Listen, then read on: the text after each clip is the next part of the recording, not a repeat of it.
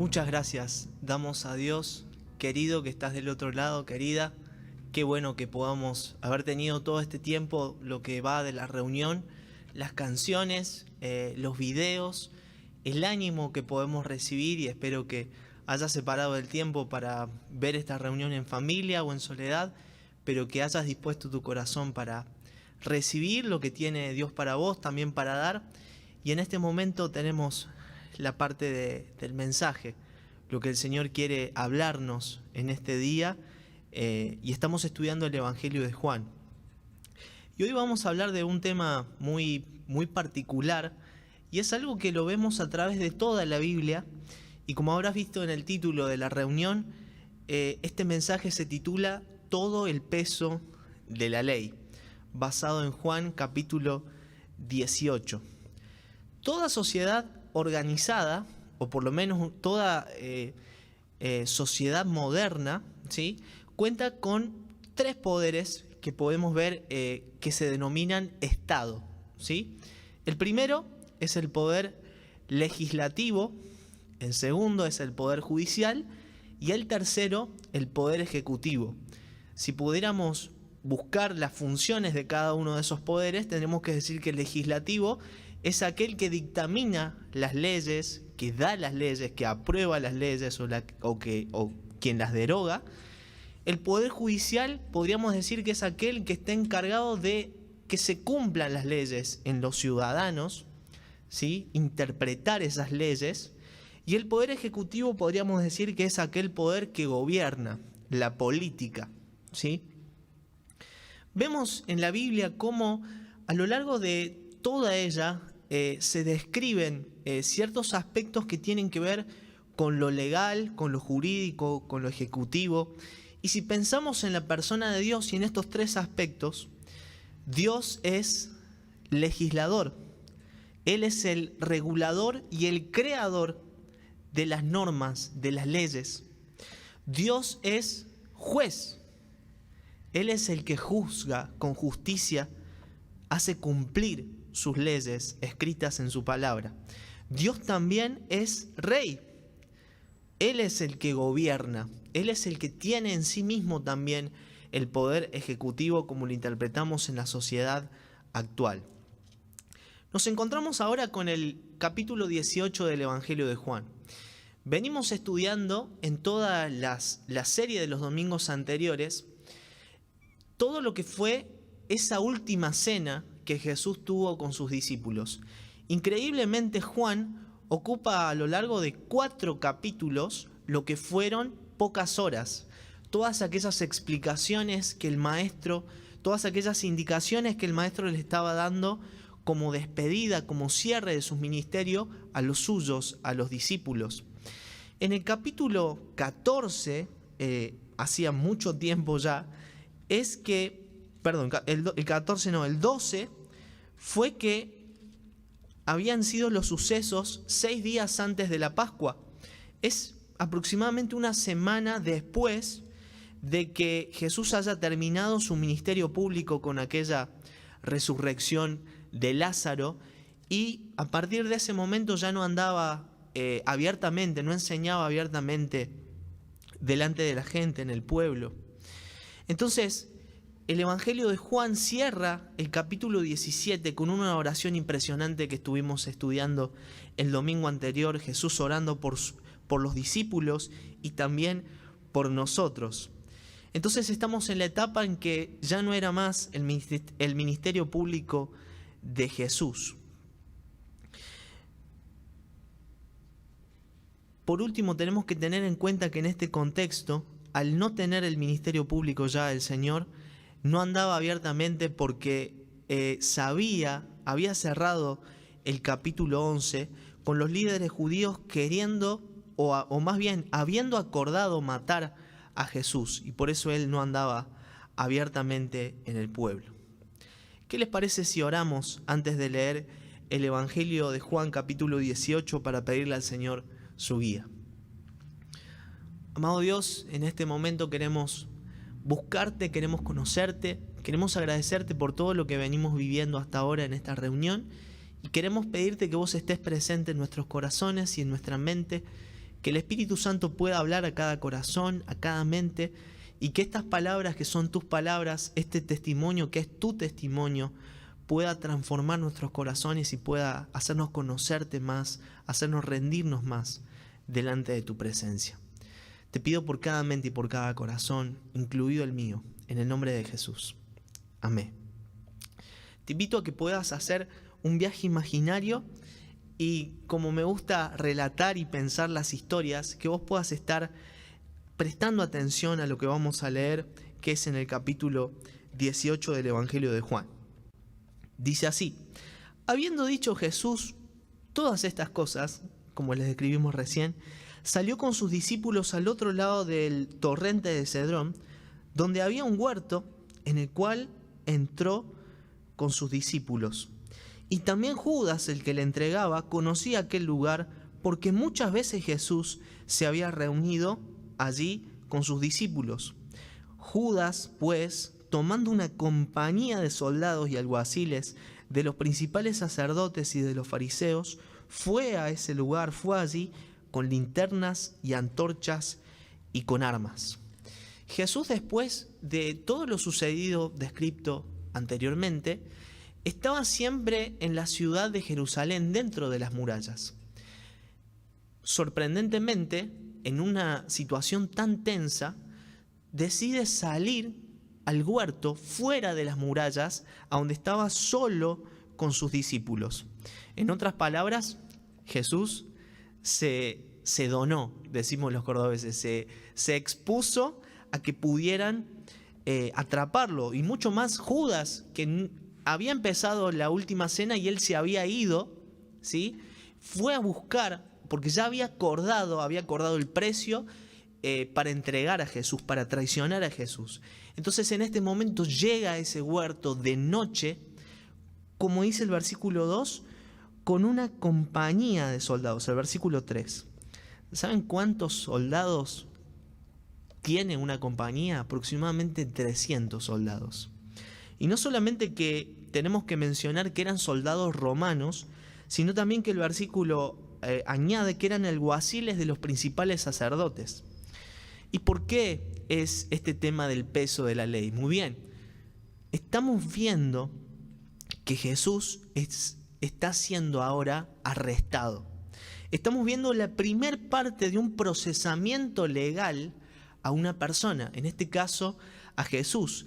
Y representando los soldados está el poder del Imperio Romano, y representando los alguaciles de los líderes religiosos está el poder justamente religioso de la época.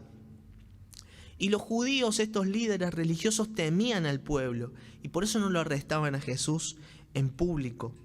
Jesús en este momento entonces se expone voluntariamente a un lugar a donde podía ser apresado y a donde Judas ya había acordado el precio para entregarlo con estas personas.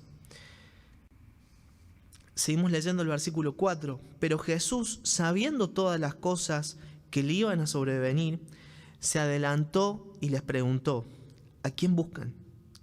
Le respondieron: a Jesús Nazareno. Jesús les dijo: yo soy. Y estaba también con ellos Judas, el que le entregaba. Cuando les dijo: yo soy, retrocedieron y cayeron a tierra.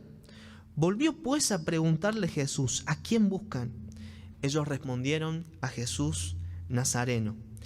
Respondió Jesús otra vez, les dijo: os he dicho que yo soy. Pues si me buscan a mí, dejen ir a estos, esto es a sus discípulos, para que se cumpliese aquello que había dicho: de los que me diste no perdí ninguno. Esa es una aclaración de Juan. Notamos ahora que comienza el procesamiento legal de Jesús en el arresto. Viene la fuerza legal a buscarlo y me hago una pregunta: ¿qué acusado es capaz de dominar la situación como la domina Jesús? ¿Cómo puede ser que este acusado diga quién tiene que ir preso y quién no tiene que ir preso? ¿Cómo puede ser que esta persona les diga a estas personas que lo venían a apresar que dejara libre a sus discípulos? ¿Cómo se entrega tan voluntariamente? Jesús es presentado en Juan 1 como el Verbo hecho carne, es decir, como Dios. Sin embargo, estas personas les dicen Jesús Nazareno, un título totalmente reducido, nada más que un nazareno. Continuemos en el versículo 10. En toda esta situación, entonces, Simón Pedro, que tenía una espada, ¿por qué Pedro tenía una espada? La desenvainó e hirió al siervo del sumo sacerdote y le cortó la oreja derecha, y el siervo se llamaba Malco. Jesús entonces dijo a Pedro: mete tu espada en la vaina. La copa que el Padre me ha dado, ¿no la he de beber? Entonces la compañía de soldados, el tribuno y los alguaciles de los judíos prendieron a Jesús y lo ataron. En la ciudad o la esfera actual, diríamos, le pusieron las esposas. En este caso lo ataron. Y lo llevaron primeramente a Anás, porque era el suegro de Caifás, que era el sumo sacerdote aquel año. Era Caifás el que había dado el consejo a los judíos de que convenía que un solo hombre muriese por todo el pueblo. Cosas para mencionar acá. Pedro era muy bueno con las redes porque era pescador, pero era muy malo con la espada. En un acto de rebelión, de acción, de defensa con su maestro, saca la espada y debería haberle cortado la cabeza a uno de los soldados, pero en realidad le corta solamente la oreja. Los otros evangelios nos aclaran que Jesús no solamente reprende a Pedro, sino también que sana a Malco, a este siervo.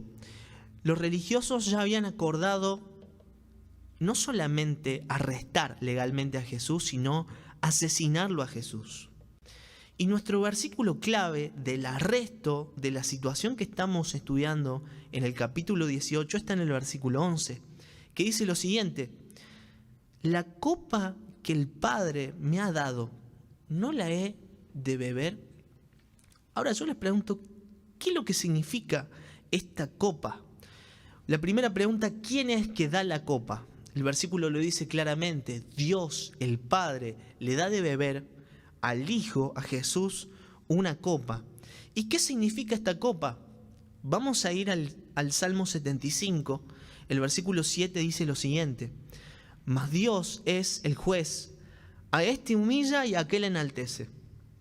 Porque la copa, el cáliz, está en la mano de Jehová, y el vino está fermentado, lleno de mistura, y él derrama del mismo, hasta el fondo lo apurarán y lo beberán todos los impíos de la tierra. En otras palabras, juicio.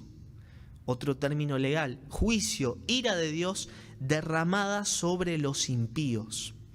La copa a lo largo de la Biblia significa, en la mayoría de los casos, el derramamiento de un juicio. Y Jesús está atribuyendo que el Padre le había dado esta copa a él. Jesús entonces atado, arrestado legalmente por los líderes judíos y por los líderes romanos. Entonces vamos a pasar al segundo procesamiento legal, entre muchísimas comillas, y va a suceder el primer juicio en contra de Jesús, el juicio religioso. Vamos a leer el capítulo 19, dice así: y el sumo sacerdote preguntó a Jesús acerca de sus discípulos y de su doctrina. Jesús le respondió: yo públicamente he hablado al mundo. Siempre he enseñado en la sinagoga y en el templo, donde se reúnen todos los judíos, y nada he hablado en lo oculto. ¿Por qué me preguntas a mí?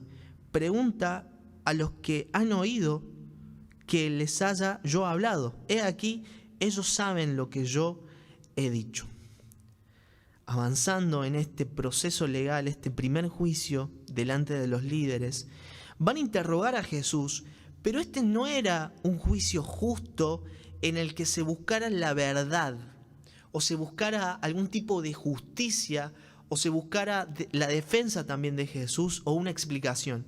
Solamente estaban buscando la forma de acusarlo, porque una vez más habían acordado matarlo sin ninguna clase de legalidad.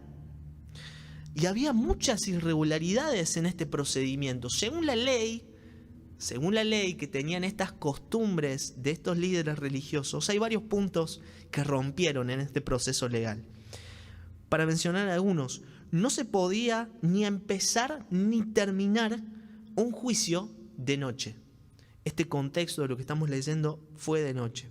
Un juicio no debía dar resolución de acusación en un solo día, es decir, no se podía declarar a nadie culpable ni inocente nada más que en unas horas o en un día. No se debía golpear al acusado hasta que se le declarase culpable. Otro punto más, según esta ley mosaica, no se debía crear sectas o enseñanzas privadas o en secreto. Y Jesús no era culpable de esto, por eso su defensa es que él no había hablado ni hecho nada en lo oculto. Otro punto más, los juicios debían tener, esto es muy importante, testigos.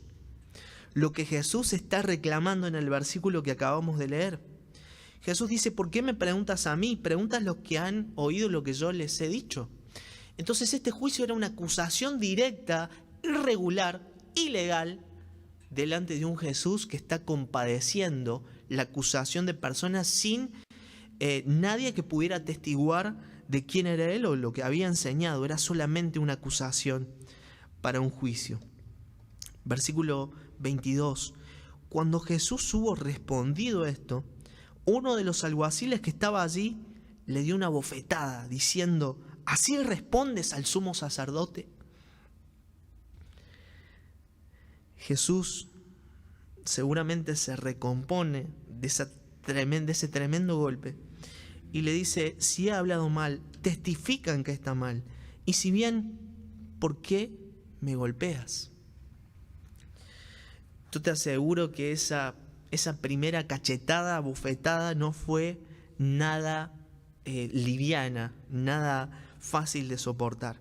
Y es aquí, justamente aquí, el principio de la humillación, el principio de los dolores físicos y de la humillación de la pasión de Cristo, lo que es denominada la pasión de Cristo. Esto es su entrega completa. En los otros evangelios sinópticos nos enriquece este texto y nos dice que no fue solamente esta bofetada en el primer juicio, sino que fueron muchos. Llegó un momento en que le ponían una sábana en la cabeza para que no viera y hacían fila y le pegaban y le pegaban y le pegaban y le decían, testifícanos si eres el Cristo, ¿quién te ha golpeado? El peso de la ley de sus líderes religiosos comenzó a caer sobre Jesús. Tenemos entonces el arresto, en el procesamiento legal, el primer juicio, y va a haber un tercer procesamiento legal, que es el segundo juicio. Esto es el juicio político romano. Leyendo en el capítulo 18, versículo 28, dice, llevaron a Jesús a la casa de Caifás, al pretorio. Era de mañana, pasaron toda la noche en este juicio, increpando y golpeando al Señor. Y ellos no entraron en el pretorio para no contaminarse y así poder comer la Pascua. Entonces salió Pilato a ellos y les dijo, ¿qué acusación traen contra este hombre? Respondieron y le dijeron, si este no fuera malhechor, no te lo habríamos entregado. Entonces Pilato les dijo, tómenle ustedes y júzguenle según su ley. Y los judíos le dijeron, a nosotros no nos está permitido dar muerte a nadie, para que se cumpliese la palabra que Jesús había dicho, dando a entender de qué muerte iba a morir. Para la costumbre de los ancianos, de los líderes religiosos, entrar en la casa de un gentil era contaminarse. Y como habíamos dicho en el contexto, era la fiesta de la Pascua, muy importante para el pueblo judío, religiosamente hablando. ¿Y qué contradicción? Querer cumplir la ley religiosamente y en su corazón querer asesinar injustamente a un hombre. Bien testificó de ello Jesús en el capítulo 8:44. Y Jesús los acusó de esta forma: ustedes son de su padre el diablo, y los deseos de su padre quieren hacer. Él ha sido homicida desde el principio y no ha permanecido en la verdad, porque no hay verdad en él. Cuando habla mentira, de suyo habla, porque es mentiroso y padre de mentira. Cuidado, cuidado, porque la religión no necesariamente nos acerca a Dios. Así estaban viviendo estos hombres, no queriendo contaminarse por entrar a la casa de un gentil según sus costumbres, pero en su corazón queriendo asesinar a un justo de manera ilegal e irregular. Por causa de la Pascua, en Jerusalén, en el pueblo judío, en la capital, había mucha gente, convocaba mucha gente esa semana de toda la región. Entonces, el representante legal de Roma, Poncio Pilato, estaba entonces en esa capital y no en otro lugar. La palabra pretorio que leemos, que hasta muy poco tiempo yo tampoco sabía qué significaba, es un lugar físico donde el representante de Roma dictaba órdenes o juicios. Representaba el poder del imperio, un lugar físico. El pretor es un representante romano que estaba en el pretorio. Esto es Poncio Pilato, que estaba en un lugar. Para que nosotros podamos entender la distribución política del contexto. El imperio romano, con el emperador como su máxima autoridad, un representante en la región donde vivía Jesús y donde estamos estudiando, que era Poncio Pilato, y debajo los líderes judíos, el sumo sacerdote, que no solamente era líder religioso, sino también líder político. Por eso le dicen a Pilato: a nosotros no nos es concedido dar muerte a nadie. Entonces el plan era que Jesús fuera ejecutado por el poder de Roma, su poder superior. Continuamos entonces en el versículo 33. Entonces Pilato volvió a entrar en el pretorio y llamó a Jesús y le dijo: ¿eres tú el rey de los judíos? Una pregunta particular, porque hasta donde vamos estudiando en ningún momento se mencionó esta acusación. Poncio Pilato estaba enterado ya del caso de Jesús. Por eso hay soldados romanos que van a buscarlo. Poncio Pilato conocía el caso y conocía la acusación que era en contra de él, pero no quería acusarlo sin tener una audiencia con este Jesús. Y se toma el trabajo de entrar y salir de ese lugar físico porque los líderes religiosos estaban afuera, y Jesús, atado como un reo, como un preso, va a charlar con él. Entonces le pregunta a Poncio Pilato: ¿eres tú el rey de los judíos? Versículo 34, Jesús le responde: ¿dices tú esto por ti mismo o te lo han dicho otros de mí? Otra irregularidad más en este segundo juicio. No había testigos que pudieran alegar en contra o en favor de Jesús. Era una acusación falsa, ilegal. Versículo 35, Pilato le respondió: ¿soy yo acaso judío? Tu nación y los principales sacerdotes te han entregado a mí. ¿Qué has hecho? Respondiendo Jesús dijo: mi reino no es de este mundo. Si mi reino fuera de este mundo, mis servidores pelearían para que yo no fuera entregado a los judíos, pero mi reino no es de aquí. Le dijo entonces Pilato: ¿luego eres tú rey? Respondió Jesús: tú dices que soy rey. Yo para esto he nacido y para esto he venido al mundo, para dar testimonio a la verdad. Todo aquel que es de la verdad oye mi voz. Tremenda declaración del Señor. Le dijo Pilato, irónicamente, agregamos: ¿qué es la verdad? Cuando hubo dicho esto, salió otra vez a los judíos y les dijo: yo no hallo en él ningún delito. Lo repito. Salió Pilato a él y les dijo: no hallo en él ningún delito. Términos legales delante de un acusado arrestado con una acusación que Pilato no encuentra delito en él. Y claro, él se daba cuenta de que la situación había algo raro, algo irregular, que los principales le estaban pidiendo a este poder superior. Según la ley romana, había que castigar a los subversivos, aquellas personas que se rebelaban en contra del imperio o que podían generar una revolución. Entonces, los romanos habían desarrollado un método de castigo que no era solamente de castigo, sino hasta la muerte, que era la cruz. La cruz romana era la exposición de una persona que se había rebelado o que había cometido un delito gravísimo, legalmente hablando, delante del pueblo para que lo viera y para que representara lo que te iba a pasar si vos rompías la ley romana. Entonces era un ejemplo de lo que no había que hacer. La ley romana decía que había que castigar a personas como estas, que pudieran asesinar, que pudieran robar, que pudieran rebelarse en contra del imperio. Y claro, ante una acusación tan grave como decirle al rey de los judíos, Pilato se toma el tiempo de hablar con Jesús y termina diciendo: no hay delito en él, no hay delito legal en él.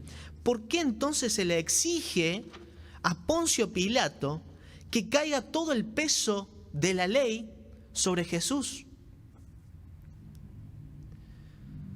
Notamos en el diálogo que leímos recién cómo Pilato intenta persuadir a Jesús para que se retracte, para que se niegue a sí mismo. Pilato capaz estaba esperando que Jesús le dijera: no, yo no soy rey, yo no hice tal cosa, yo no dije tal cosa.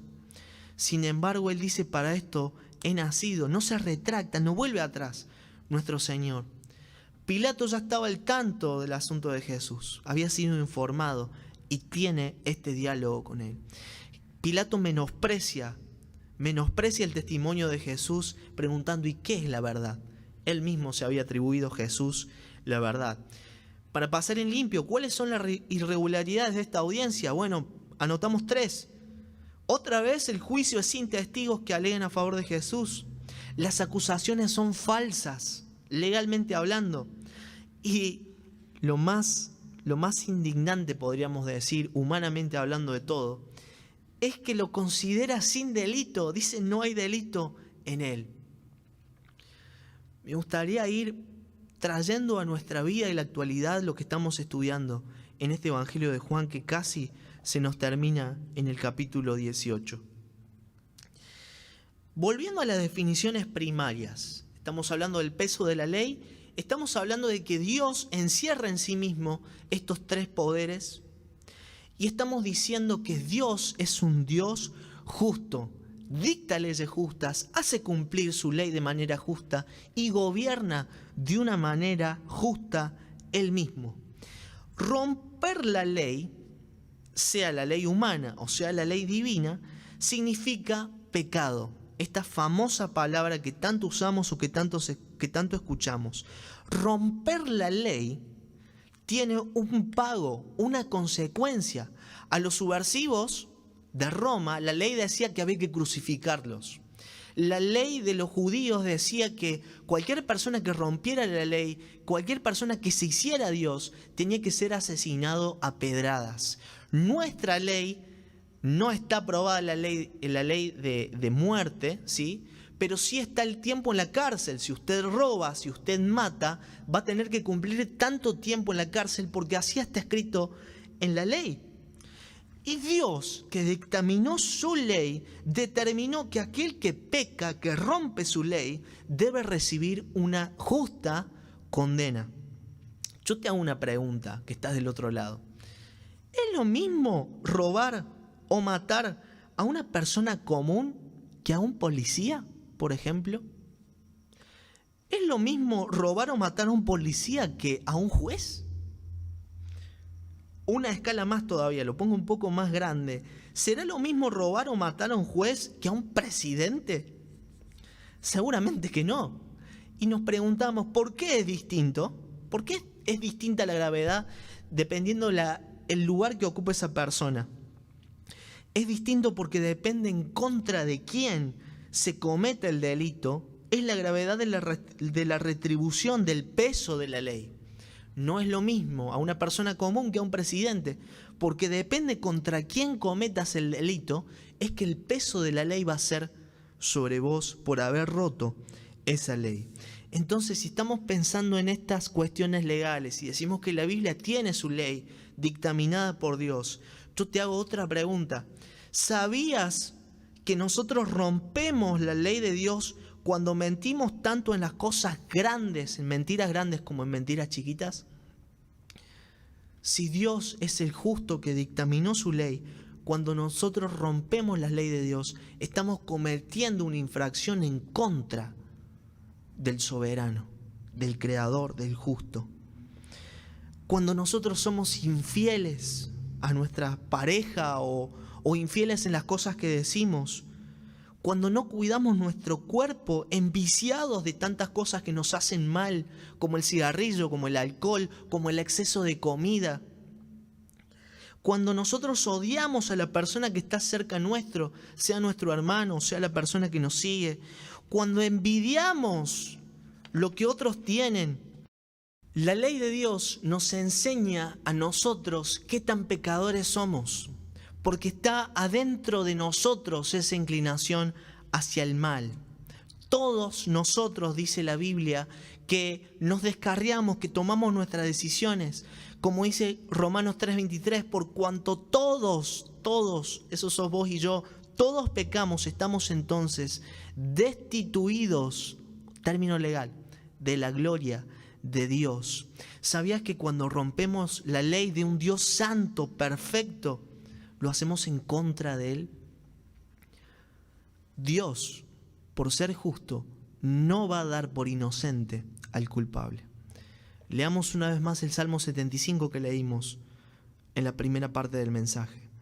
Mas Dios es el juez, porque el cáliz está en la mano de Jehová y el vino está fermentado, lleno de mistura, y Él derrama del mismo. Hasta el fondo lo apurarán y lo beberán, ¿quiénes? Todos los impíos de la tierra. Ahí entramos, vos y yo, por romper la ley de Dios. Si Dios te perdonara entonces porque sí, sería un juez injusto, no haría cumplir su ley, y Dios no es así. Legalmente nos merecemos la condena, nos merecemos el infierno, la separación completa de Dios. Esta es la retribución por romper la ley de Dios.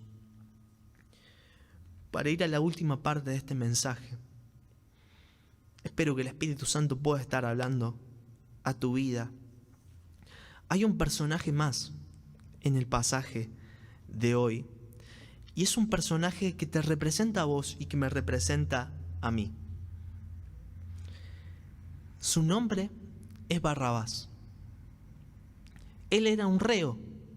Un reo significa una persona que fue declarada legalmente culpable y que está en la cárcel esperando a ser condenado o cumpliendo su condena. Eso es un reo.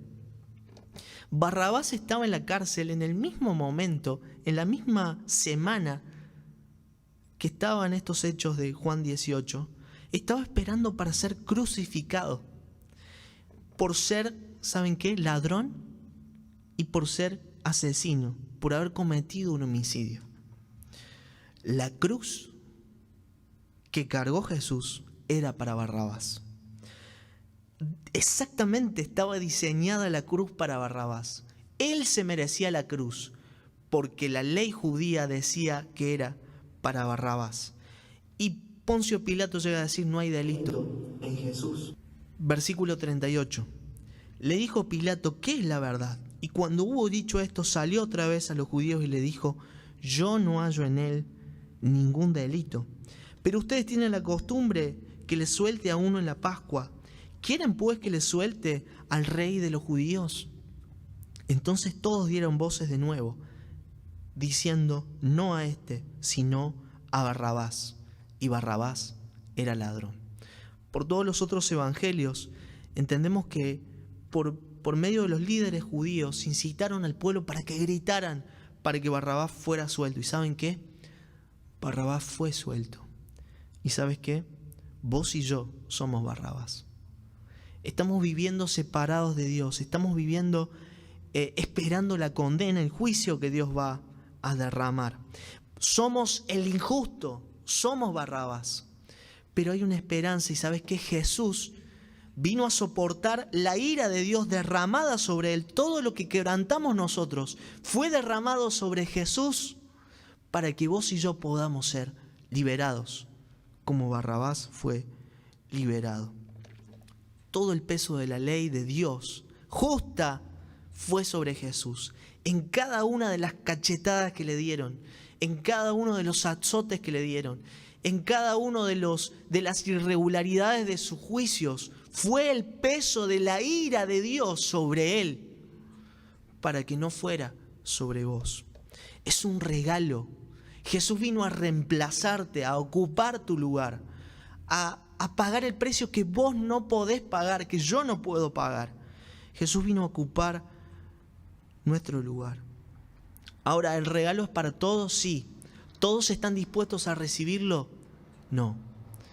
Juan 3:16 dice: porque de tal manera amó Dios al mundo que ha dado a su Hijo unigénito, para que todo aquel que en Él crea no se pierda, mas tenga vida eterna.